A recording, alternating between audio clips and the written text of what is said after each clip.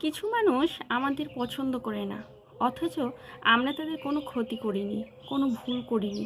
এমনকি অনেকের সঙ্গে তো ঠিকমতো চেনা জানাও হয়নি, তবুও আমাদের তারা অপছন্দই করে।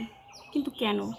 কারণ সবসময় অপছন্দের পেছনে কোনো কারণ থাকে না। অনেক সময় মানুষ কারো প্রতি হিংসা বা ঈর্ষা থেকে তাকে অপছন্দ করে।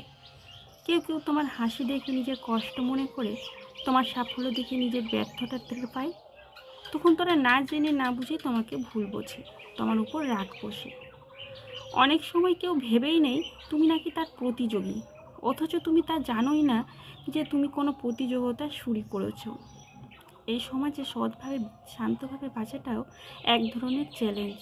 কারণ কিছু মানুষ কখনো মেনেই নিতে পারে না কেউ বিনা ঝামেলায় ভালো থাকতে পারে, কারো চোখে সত্যিকারের আনন্দ থাকতে পারে, বা কেউ একদম সরলভাবে জীবন কাটাতে পারে।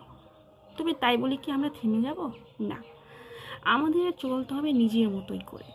আমাদের কাউকে কিছু প্রমাণ করার দরকার নেই, কারণ আমরা জানি আমরা কোনো ভুল করিনি, কাউকে কোনো দিন ছোট করিনি, কোনো প্রতিযোগিতায় নামিনি। আমাদের শুধু নিজের ভালো থাকার লড়াইটাই চালিয়ে যেতে হবে।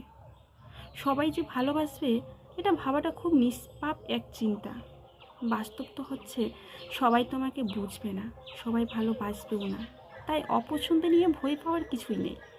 নিজের মনের ভালোটা নিয়ে সত্যটা ধরে রেখেই এগিয়ে চলতে হবে। একদিন ঠিক কেউ একজন আসবেন যে তোমাকে পুরোপুরি বুঝবে। তোমার চোখের ক্লান্তি, তোমার চুপ থাকা, তোমার সরলতা সবটুকুই বুঝে ভালোবাসবে। সে তোমাকে বদলাতে চাইবে না, বরং বলবে তুমি যেমন